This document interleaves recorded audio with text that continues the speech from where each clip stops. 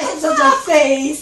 I'm still happy. I still like cookies. Good, so you knocked yourself out, but they were not homemade. That's all right. Well, because you know, when I cook, Yeah. I usually burn. Oh, So, yeah. so it's better for you that they are not homemade. Oh, I'm glad they're not homemade. Okay, very good. So this is Miss Greta. Yeah. Yeah. She's not a biter, but she is a She's barker. a barker. So we met Disney, and Disney is the service dog of Miss Peggy. So Miss Peggy, we're here from our positive psychology class, and our dear professor, Dr. Freeman, asked us to do a project. Yes. And we chose, hi Eileen, we chose to do something on gratitude. Okay. Because when we look at you, we look at someone who is so grateful about life in spite of all the obstacles that you had to go through. So we thought that, Eileen, I'll be back. so Okay. we thought that maybe you could really express and let us know how, in your situation, you still can feel gratitude. That would be Okay. awesome. So, so tell us a little bit about your life and Okay, what has happened. I can make it very brief. I was born with beautiful family, beautiful parents. They were dysfunctional in their own way. We all are. But they really taught us consistency and consequence. And I think it's knowing consequence that makes me grateful. You know, I was trying to think about it the other day. Number one, I give credit to God. But if I didn't understand consequences for what happens, what I do, I don't think I would get it. If I were to go through life just doing whatever I wanted and not understanding that whatever I do, good or bad, there's consequences, I wouldn't have any gratitude or appreciation for what I do that creates my life. So without research, I think that was the number one thing. Also, I was really trying to go through my mind things that make me happy and has allowed me to go through life successfully. Mom and Dad always taught us to live within our means. I think if I had learned that, I wouldn't be grateful today for what I have and for what I'm able to do with my money. Fast forward, I had a wonderful experience. I went to Indiana University and also took a couple classes at St. Mary's, which is across from Notre Dame. And I learned about a place, I'm trying to keep it brief for you, in Northern Ireland. We have all the time in the world. Okay. In the 70s, you're probably aware of this, I'm not sure of your age, but 70s were very violent in Northern Ireland. And The IRA? yeah, Yes. and I remember that. they had a community center called Corrymeela, which in Irish means Hill of Sweetness. And I found out that I could volunteer there. Well, that was, you know, it was like bingo. I didn't have money. So if I could take care of my flight, I could get to Ireland and live there free. I'd get room and board and a few dollars a week. I didn't smoke or drink.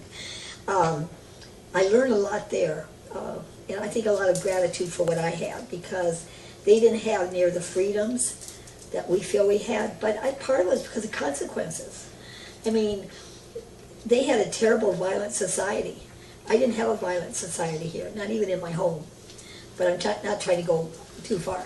So I had that opportunity there, and that gave me a feeling of success because I was able to do it within my means, didn't have to use help, except for transportation to the airport.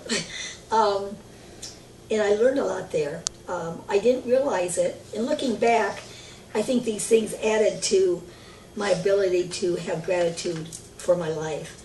I worked in a place called the Markets, a stronghold of the IRA in Belfast.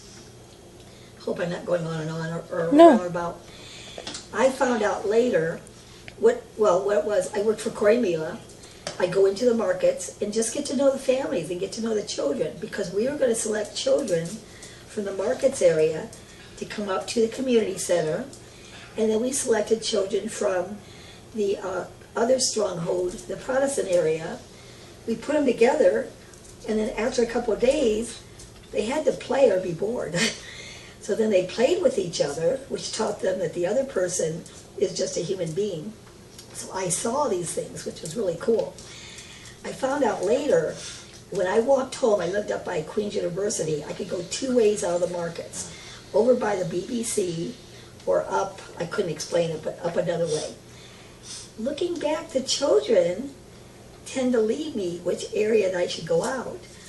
And the times, a couple times, that I didn't go by the BBC, a bomb blast went up on the Europa Hotel.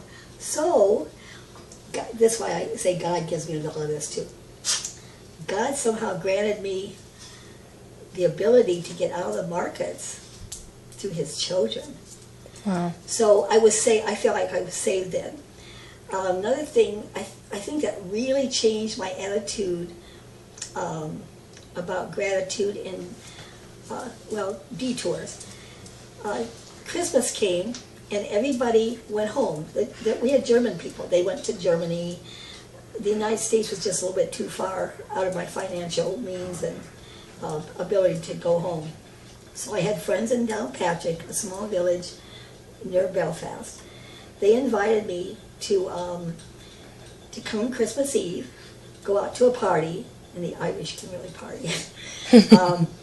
Stay overnight, wake up at their family's home, and have Christmas. Well, I took the train down to Belfast, and I missed the last bus going to Downpatrick. Well, I was angry. I didn't yell at God, but I said, how could you make me miss this bus? Well, He didn't make me miss it. I missed it. It was a consequence of not getting up earlier. So I had to take the last train back up north to be able to be somewhere at Christmas Eve. I was angry. Now, this was in the 70s. We didn't have cell phones. Christmas morning, did I think that it was a day that represented our Jesus' birthday? No. And here I'm sitting on a cliff overlooking the ocean. I could see Scotland on a clear day. All this wonderful thing in my life, age 20. And I'm mad because I missed a bus, and I blame it on God. So, a week later, I find out that they were all killed in a car accident, coming home from the party. I wasn't supposed to be there. It changed my whole view on detours. It made me feel, and maybe this cemented the gratitude. It made me feel that, for me, I feel I'm in God's hands no matter what happens. So with the upbringing of my parents, teaching me consequences, and then I'm seeing a result of my consequence. I didn't get to go to my friend's house. And then my belief, God saving me for something else. Maybe not better, not worse, just something else. So now when I have detours, even when I had to call you because I had problems here, it's only a detour. And look what the detour did. Yes. We got to meet. I remember that. Yeah. What a fantastic chance. It wouldn't have happened if there wasn't, I'm going to use the word loosely, a real jerk that lives in the community that was causing me hassle. So that was just another detour. If I hadn't gotten through the detour, I wouldn't have met you, Right. which is wonderful. Yes. Yay! Same for me. Same for me. It's really cool. Oh, absolutely. So I think it's God's directions, but we have to make the choices. And if we don't make the choices, we never see the rewards and feel the gratitude and feel the appreciation. There's the fact that, because of when you talk to me about your story about the your immune system that was deficient, and you became totally disabled, did the gratitude kick in right away, or you kind of looked at it and saying, well, look what is happening to me? No, how did you look at it? I had to go through the grieving process. In fact, I was married, and a few days, my hands hurt really bad. I was married for a while. And my husband was in the military, so we went to the Air Force doctors in Colorado Springs. Back in the 1980s, prednisone was a biggie, cortisone. They used it for everything. In my opinion, it should only be used for when a brain is swelling. it's a very serious medicine. They put me on such high doses, 60 milligrams, which now, I think your body only produces 5, something like that. That I believe, from what I've read, it suppressed my immune system and my body's joints, or my body attacked the joints. I think I told you some people have gotten cancer, whatever you're predisposed to. I had such terrible pain that once the pain was gone, I had relief. But then, within 30 days, every joint in my body hurt because the immune system was suppressed, in my opinion. And I had a bit of anger. My husband was getting ready to leave for Korea. I wanted to go. But I found myself, actually a short time after he left, I woke up, I couldn't move. Every joint hurt so bad. I caught suicidal pain. Inner suicide. I wasn't suicidal, but I wouldn't jump in front of a truck. But if the truck accidentally veered off the road, I would have jumped out of the way. So by definition, I'm really not suicidal, but I wanted the pain to end. But it crossed your mind. Yeah, it crossed my mind, but I wouldn't have created it. So I had to work through doctors, and they tried everything, and nothing worked. So at that point, after reading the effects of medicine, I probably would have been on dialysis by now, I started reading, and I decided I had to find an alternative route. And I went to food, went to a health institute, and within about 2 weeks, maybe about a week, I had 50% less pain. That gave me gratitude for less pain. What triggered into me was, okay, this is a consequence that I can change the consequence. If I eat this way, I won't have as much pain. Maybe my parents also, and God, helped me look for answers. So since I did so well, I stayed on the diet, and I did fabulous. I have pain today, but it's not suicide pain. It's very livable pain, so livable.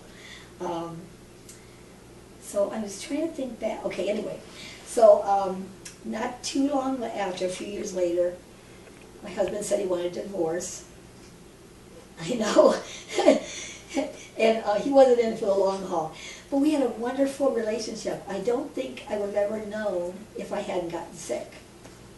Now So you're even grateful about the failed relationship? Yes. God got me out of that. He said, made a mistake, Peggy. Let's turn this around. Now, at first it was hard because I was disabled and I didn't even have Social Security. But I'll tell you a secret. What's not a secret? It's on tape. Due to divorce, he had a really good attorney. He was smart. He got a woman attorney. I had a very good attorney. And after it was over, his attorney said to my attorney, and I'm paraphrasing it, wow, she really is disabled. So I'm assuming that my husband, and maybe many people in that circumstance would say, she's not disabled. She's faking it. Well, the turnabout was both attorneys got together and said, we got to get her Social Security. And they did that. If I hadn't had a divorce or gone to court with an attorney, God wouldn't have been, well, he would be able to do anything, but he wouldn't have used that to turn around and have me not be with somebody who didn't truly love me. So basically what you're saying is that most of the obstacles in your life, you're able to turn them around by the grace of God, in your own word. Yeah. And they have become positive things for you. And choices and consequences. And then I choose for them to be positive. I look for the positive part. Mm-hmm. And it's proven over and over. Now, I have told God that I'm really tired of learning. I don't really want any more obstacles. And then this one came up. Mm-hmm. But then when I see what he does with it, or life does with it, or choices, whatever the person's belief might be, it's almost like, okay, bring another one. So, and I say that kindly, because he's allowed me to get through everything. But I'm going to take a little credit here. Actually, I give all glory to God, but He's allowed me to learn to make it positive. Because I don't want to take much credit from God. I don't know how I would say that, but I want to take credit for using the brain He gave me. Let me put it that way. I mean, you could have gone the other way. Absolutely. You could have felt sorry for yourself Yeah. and said, you know what, I'm just going to throw my hand in the air and I'm just going to put myself in that corner and die. Yeah. But you didn't do that. No. And as a result, I wanted also for you to speak about that wonderful project that you have coming up. About, remember the grant? Oh, yes, yes. And that's another thing I think that is going to even propulse you to Yes, new heights. and that's exciting for me. Yes. That, I find something I do need that I lost or appeared to lose when I became disabled, because I used to teach and I love kids, is I lost purpose. I think without purpose, you can't have hope. You can't have, can't make the choices. You can't make the right choices. I have looked around over the last few years. It's very hard to get a small service dog, at least on the East Coast. And so we've trained a lot of our own. I had a service dog named Davy, a golden retriever, wonderful dog, and I'm not allowed, because we went to mediation, to mention where it came from, what organization, but I think they were passing dogs through, because this dog, when there was thunder, would freak, and you can't have a service dog freak. He almost pulled me sideways across the field with my wheelchair. The wheelchair could have tipped. He did everything else perfect, but he was dangerous for me. Anyway, they took the dog back, which broke my heart, because I fall in love with dogs really quick. So we started looking into a smaller animal, and that's when Lucky came into my life. He was deaf and had one eye. He really came as a snowball, but we named him Lucky because I felt lucky to have him. He is fabulous. He did everything by signs. The smaller dog was better for me, getting on the buses. If he gets tired, I could put him on my lap. Disney's a little too heavy for that. But then Lucky got off his leash and was killed by a car. So I learned two things from that. You know, after you go through the grieving and everything you go through, I knew I had to go on. So number one, I came up with a leash, or I discovered, I think it's called a, starts with M. Well, you can kind of stretch it to put it around their neck. You don't have to unhook. You're talking about the Martingale collar. Yeah, Martingale. Right. By that, even with Greta, I can put the collar around her. I can get the collar off. With that type of collar, they can't get out of it because it's just snug enough to keep around the neck. So I didn't lose any more dogs unless I dropped the leash, which I did. And so then it was decided, another choice that I didn't even know about, never dawned on me, to train the dog on and off the leash. Duh. There's always solutions. So doing that with this dog, he's a 99% no danger. We can't help it if a car goes off the road. But he's absolutely wonderful. He can go anywhere with me. If I drop the leash, I'm quick to make sure he comes back to me. But I don't have the stress of worrying like, oh my God. So I don't know where I was going with that. But anyway, I have a passion to create this foundation for small service dogs. There are so many disabled people in wheelchairs that need an animal that can pop on their lap. Because I've noticed, I've gotten to know a lot of people in wheelchairs, the ones that are active, they're out there 12 to 14 hours a day.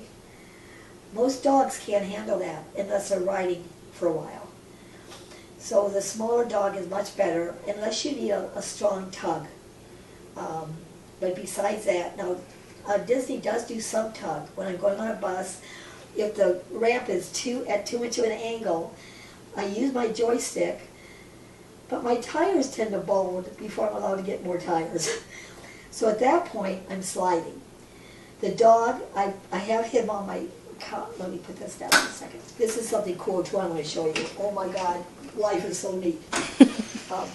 Remind me to tell you about that. So I have him on my arm, which you know can slip off, and it's hooked on my knees. And then as he's pulling, he's facing me, pulling up, I push my joystick. And then once I get up on the bus, there's insufficient room to turn around. So I drop the leash. Disney sometimes ventures as much as 8 feet, and then everybody on the bus is going, oh, usually. We don't do it for that purpose. I turn around, get in position, put my wheelchair up to give him more room to go underneath. And then I had to drop the leash because the leash isn't long enough from here going all the way over to here. And then he rides right there until he's ready to get off. And then, depending on where we're getting off, he'll get off first and just stand there and wait. I usually like the driver to hand me the leash, and then I go off with him, but it depends where we are. So anyway, the foundation, number one, we're going to teach all dogs on and off the leash. Now, some people can hold their dog continuously, and they may not need that. But if they drop the leash, God forbid, they're not going to have to panic or see a dog get killed by a car.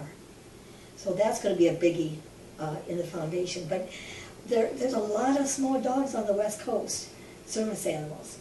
There's a lot of dogs here that are taught from rescue dogs. You have to be careful. Not every dog can be a service dog, but I'm guessing 50% of rescue dogs can make it. So we hope to use rescue dogs and maybe start building, I call it building, not growing, a particular type of small service dog. I would love to use the Westie and the Havanese. From what I've researched, the Havanese is brilliant. But for me, from what I've read, I like mixes. I think there's less chance of, I'm not going to get into that, but I think there's less chance of disease and hip dysplasia and all those things. So that's exciting for me, and that gives me purpose. Well, if that happens, please let us know, because we would love to document that. Absolutely. I would love also to be part of it. Yeah, Well, thank you. that'd Thank be you. awesome. I would love to be a Yeah. part of that. As a trainer, I would absolutely love to do that. Well, and it's going to be, I wish the word positive hasn't already been taken. Oh, gee, I wonder why. I love that, I love that, I love Thank that. you. But we want to also, so start putting your thinking caps on for a good, simple name. I have one, Yeah. because I thought about it. Oh, You have been in my thoughts. you're wonderful.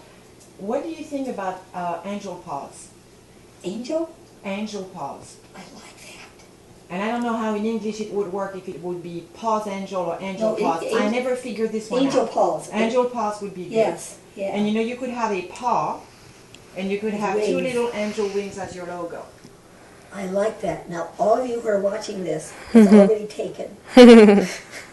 We are copywriting it right now. Okay. As of right now. Got it. I love that. Because they are like angels. They are angels. And they're gifts from God. Mm-hmm. And they got 4 little paws. That's right. So I just thought of it. See, you're brilliant. Oh gosh, no. You're a positive person. You're just too kind. Now, You're showing me the way, that's why. I'm isn't just a God follower. cool putting us together? Not just because of that, but you're very positive. You're very high spirit, meaning care. I think if you aren't positive, you don't care about people, my opinion. You either care or you don't care. And if you care, you have a positive side. That's my feeling. Like you. Oh, You thank you. care a lot. Well, No. thank you. You know, you set an example of goodness and again, gratitude for all of us. Oh. It just, Well, that gives me a good feeling, too. you make this world so much better, especially in the environment that is around you, and it's not always friendly. Oh, no. This environment is sad. That's all I'll say. It's Hostile, sad. I would say. Yeah. Yeah. So look, you're the flower that is blossoming in the middle of the desert Yeah. with no water, which is amazing. And the weeds here are growing, but we're gonna make them pretty too. Right. But everything I believe also is for a reason. But you can challenge those reasons and make them better. You know, you can create the end result. Mm-hmm. And this has been great. You guys, I think my spirit needed somebody to say like, hey, you're doing all right. You're doing more than all right. You're doing So- fantastic. Because sometimes too, when you're in a situation where you keep getting hit with challenges, it exhausts you. Yes, Yeah. it Yeah. But at the end of the tunnel, there is light. Oh yeah, I can And I even think see the light. everybody has gone through challenges in their life. Yeah. You know? Oh, I'm glad you said that. I don't think anyone gets away without a challenge. You're right. People look like they're just doing fine, but they're like little ducks, and I probably read this somewhere, so I didn't come up with this. They're like little ducks on a pond, and they're just floating by, but underneath their little feet are just paddling so hard just to keep up. Mhm. Yeah, no one gets by without. Yeah, I don't That's think so either. Yeah. So if you had to address our class, you are very young, wonderful people, what would be your advice for them to lead a grateful life of their own, as a final word? Well, to know first of all there's consequences for every thought, every deed, every action. So if you can think about what you want the consequence to be, even with friends, like do you want it to work out or do you not? You have to really look back at the thought, action, and deed. And from there, you can create a positive outcome or a negative.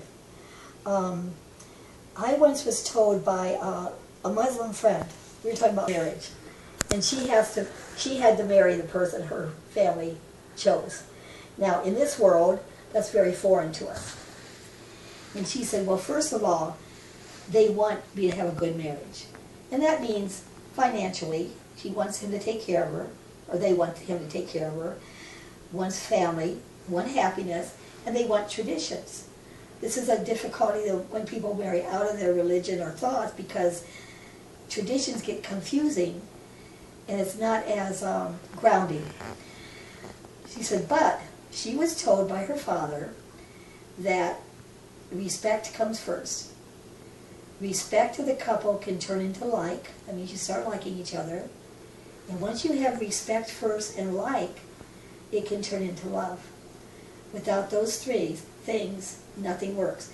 So you have to respect your choices, respect what you want to happen, respect the consequences, make turns in the road when you have to, and you'll turn into liking what's happening, and that's either positive or negative. If you like negative, you'll go that direction. That's true. And then the final thing is your consequence will result in what you truly want in life. I don't think everyone wants to be positive. That's true too. But I don't know how negativity can go anywhere. That's the difference to me.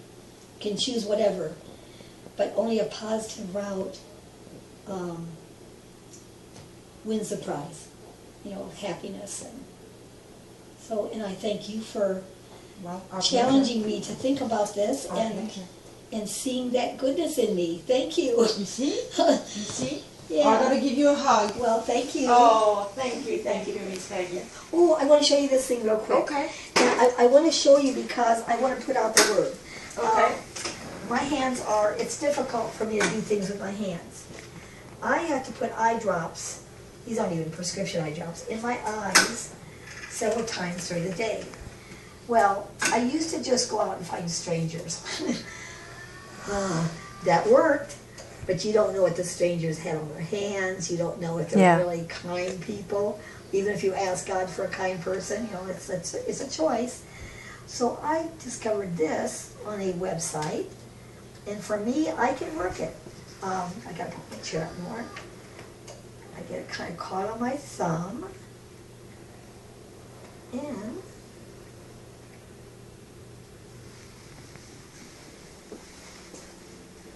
voila. La la. Very nice. So for anyone out there watching this, if you know somebody who has problems, Okay. well, you can write me, and I'll tell you what. I think it's called the Right Stuff Web. It's wonderful. And it's just another solution You're right. To a problem. to a problem. So if we only had solution, we wouldn't have problems, right? Right. Or vice versa. Yeah. Okay.